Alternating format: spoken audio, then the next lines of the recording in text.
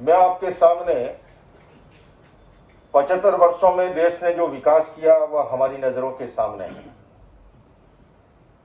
इस समय जब देखता हूं कि देश का भविष्य मेरे सामने उपस्थित है, तो मैं कुछ उन बिंदुओं की चर्चा करना चाहूंगा कि आने वाले समय में हम सभी मिलकर के क्या कर सकते हैं। मैं दुनिया भर की यात्राएं जब करता हूं, आगामी सप्ताह भी अंतर्राष्ट्रीय योग दिवस संयुक्त राष्ट्र संघ के मंच पर जब माननीय प्रधानमंत्री जी संबोधित करेंगे, सम्मिलित होने के लिए जा रहा हूं। मैं ये बात का उल्लेख इसलिए करता हूं कि जब जब विदेश की धरती पर जाकर के कुछ चीजें देखता हूं तो मन में यह आता है कि हमारे देश में ये क्यों नहीं हो सकता।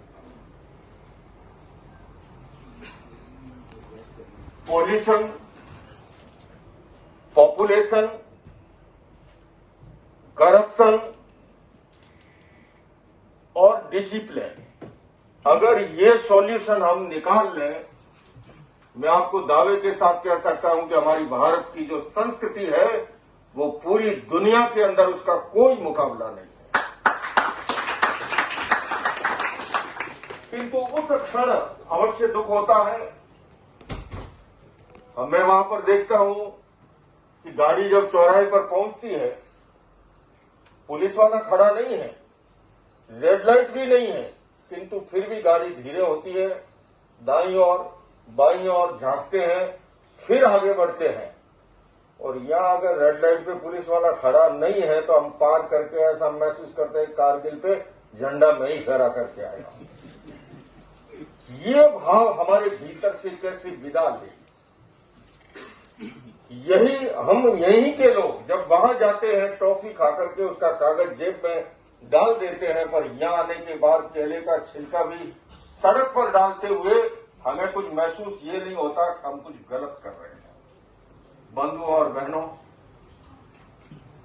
पहला बिंदु है पॉपुलेशन का। आबादी का जिस तरह से विस्फोट है, अब इसके दोनों ही पहलू हैं। हालांकि जिस देश के पास 280 करोड़ हाथ हो, 140 करोड़ मस्तिष्क हो, भला वह देश क्या नहीं कर सकता है। उस मानव संसाधन का जो हो गया है उसका कैसे बेहतर उपयोग किया जाए।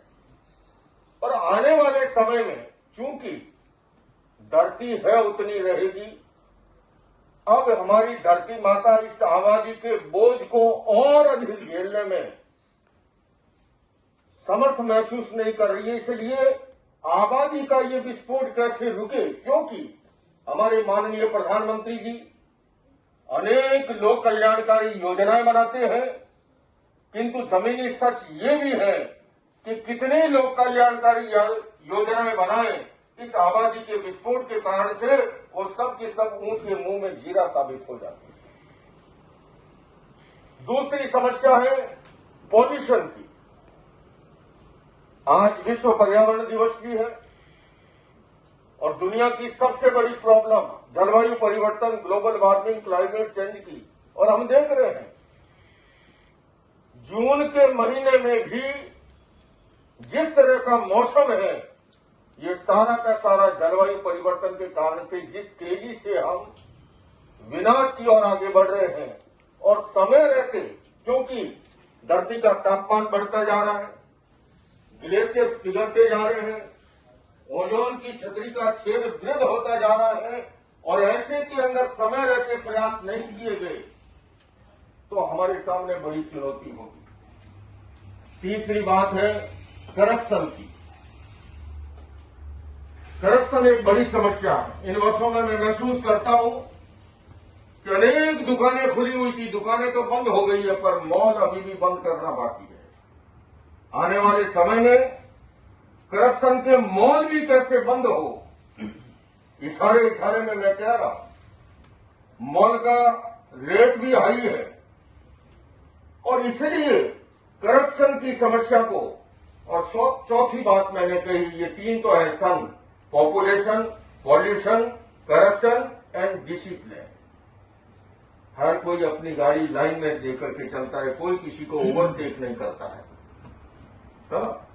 और यहां पर तो ऐसे के अंदर जब मैंने देखा कि मेरे सामने विद्यार्थी है, और मैं प्रिंसिपल महोदय से कहना चाहूंगा कि शिक्षा से बड़ा बदलाव का और कोई आयाम नहीं हो सकता है। आज हमारी शिक्षा प्रणाली शारीरिक शिक्षा पे बहुत ध्यान दे रही है, भौतिक शिक्षा पर भी बहुत ध्यान है, किंतु साथ साथ मेंटल डेवलपमेंट और इमोशनल डेवलपमेंट का जब तक प्रावधान नहीं जुड़ेगा। समय सीमा में मैं अपनी बात रखना चाहूंगा, किंतु यह अवश्य रेखांकित करना चाहूंगा कि हमारे इसी मस्तिष्क के अंदर एनिमल ब्रेन भी मौजूद है, जहां पर पार्श्विक वृत्तियां जन्म लेती है, किंतु हमारे इसी मस्तिष्क में नियोकॉर्टेक्स परत भी है, जहां पर मानवीय और दैविक वृत्तियां जन्म लेती है। ये एक सन्यासी होने के नाते ही नहीं, मेडिकल साइंस इस बात को एक्सेप्ट करता है कि अगर स्टूडेंट का सिंपैथेटिक नर्वस सिस्टम ज्यादा सक्रिय है या पैरासिम्पैथेटिक नर्वस सिस्टम, या तो वो हीन भावना में चला जाएगा, दब्बू रह जाएगा, और यह इतना आक्रामक बन जाएगा जैसे वर्जीनिया की यूनिवर्सिटी में एक स्टूडेंट ने 32 को शूट करके रख दिया। और आजकल हम देखते हैं अमेरिका में गन वायलेंस सबसे बड़ी समस्या उभर करके सामने आ रही है। उसका रूट कॉज क्या है? रूट कॉज है जब जब व्यक्ति का एनिमल ब्रेन जागृत होता है, तब तक वो पार्श्विक वृत्तियों में संलग्न होता है।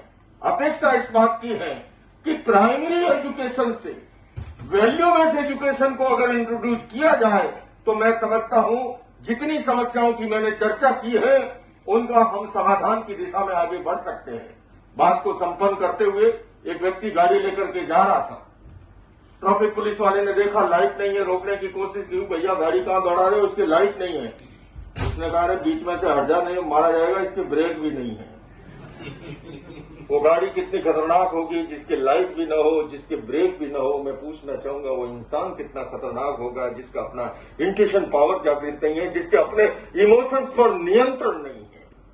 आज अपेक्षा इस बात की है सर्वांगीण और संतुलित विकास की, और वो एजुकेशन के माध्यम से ही हो सकता है। प्राइमरी एजुकेशन से इन मूल्यों को हम इंट्रोड्यूस करें हमारी नई शिक्षा प्रणाली के साथ साथ। ऐसा अगर हुआ तो निश्चित रूप से एक नए व्यक्ति का निर्माण होगा, संतुलित निर्माण होगा, सर्वांगीण विकास होगा।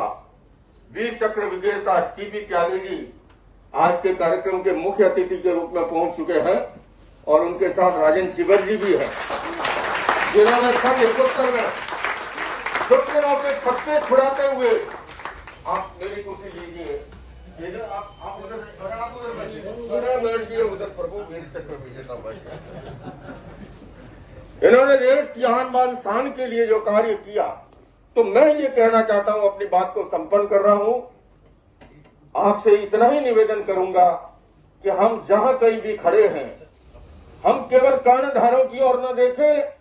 जिस समाज से मुझे इतना कुछ मिला है, जिस देश से मैंने इतना पाया है, उस समाज और देश के लिए मैं क्या कर सकता हूं, मेरी क्या भूमिका हो सकती है। अगर आज के दिन इस संकल्प को लेकर के हम जाएंगे तो निश्चित रूप से हंसराज कॉलेज के इस पवित्र प्रांगण में ये जो संगोष्ठी आयोजित हुई है वो और अधिक उपयोगी सिद्ध होगी। तो मैं आपसे आह्वान कर रहा हूं, आइए विद्यार्थियों, आओ मिलकर बैठे आपस में बात करें, 4 कदम ही सही चलने का साथ करें। यूं तो दूरी से दूरी बढ़ती जाएगी, कभी तो हम खुद से खुद की मुलाकात करें। और अंत में यही कहूंगा कि बात सरल बलिदान कठिन है, पतन सहज उत्थान कठिन है। बात सरल बलिदान कठिन है, पतन सहज उत्थान कठिन है। गाता है खंडर का हर पत्थर, ध्वंस सरल निर्माण कठिन है। आइए बंधुओं, हम सभी देश के निर्माण में लगे, सृजन में लगे, उत्थान में लगे। इन्हीं शब्दों के साथ पुनः मैं आयोजकों को बहुत बहुत साधुवाद देता हूं, अभिनंदन करता हूं। इन्हीं शब्दों के साथ ओम अरहम।